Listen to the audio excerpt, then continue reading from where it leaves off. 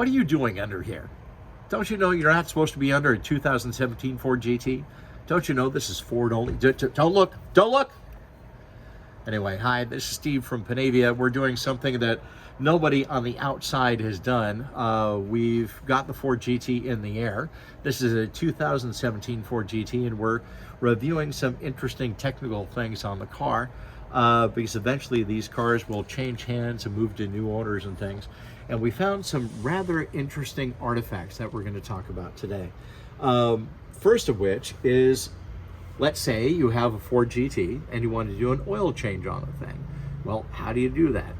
So there's two fasteners you have to remove that are actually drain plugs. One's there, we've marked it with oil, with the word oil, and then one is right there.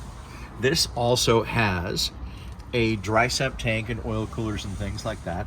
And much like a NASCAR motor or a full race motor, it has an external belt-driven oil pump.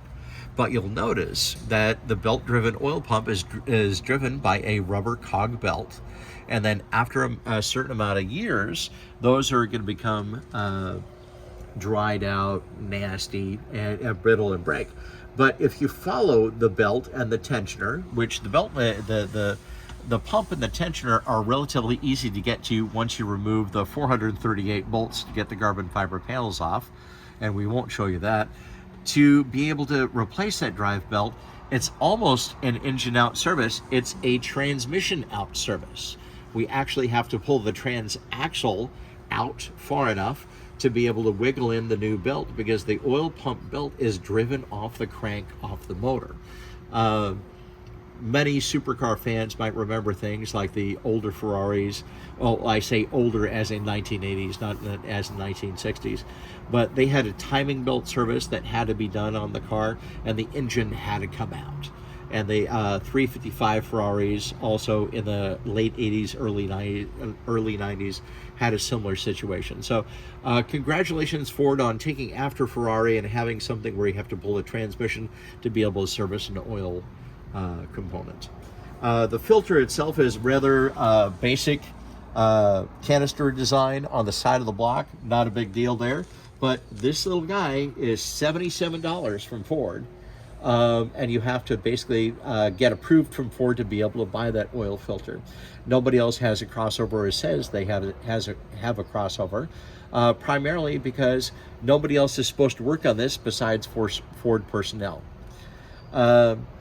I'm going to do some more videos on this. We're going to talk about it, but I thought you might enjoy a little bit of the tour. So this is where John does the montage. Tastes good like soul food. Parked up outside in the old school. The new me back with the OU. So in continuing our Ford GT underbelly tour of a modern Ford GT supercar, interesting things that we're finding is, of course, Ford parts in different places, and Fomoco castings that are custom casting for the bottom of the engine, and of course the Jetrag German tranny. Well, at least I hope it's German and not the Jetrag Chinese trannies that were plaguing in the Mustangs. I hope that's Jetrag Germany. I'm sure it is. But interesting, we're finding aftermarket parts like HPS coupler hoses and things in different places. So relatively interesting. And then also good old aircraft spruce scat hose for the brakes. Nothing wrong with that. We use that same hose, but it kind of interesting construction paradigm. In the manual, actually, of the Ford GT, the owner's manual, they call out hockey pucks for lifting the car, to put a hockey puck actually as an interface between the car and whatever jacking mechanism. So we basically took a set of jack stands, made a metal puck that was the same size as a hockey puck, and then epoxied hockey pucks to them. So we're the first aftermarket shop to have actual Ford GT compliance jack stands. So we'll have more on this later.